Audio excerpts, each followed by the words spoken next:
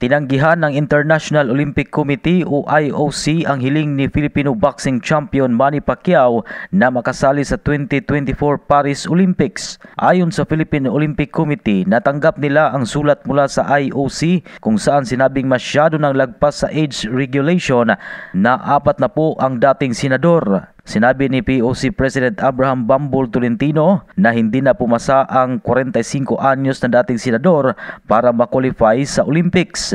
Nakasaad sa sulat ni IOC Director for National Olympic Committee Relations James MacLeod na kanilang ikinonsulta ang request ng POC sa iba't ibang National Olympic Committees at Boxing Federation at nanindigan sila ng mahigpit na sistema. Ang age limit ay hanggang 4 na po lamang. Dagdag ng POC na hindi rin maaring makalahok si Pacquiao sa Olympics sa pamamagitan ng universality rule na ibinibigay sa mga national athletes na hindi nakapasok sa torneo sa pamamagitan ng normal qualifiers. Sa ilalim ng universality rule na ang mga National Olympic Committee na dapat ay may average ng hindi hihigit ng 8 atleta sa individual sports o discipline sa nagdaang 2 Olympics edition, ang 2016 Rio at Tokyo 2020 Olympics. Sa kasalukuyan ay mayroon ng 4 na atleta ang bansa na kwalipikado sa Paris Olympics na pinangungunahan ni Paul Volter, AJ Obiena, boxer Yomir Marshall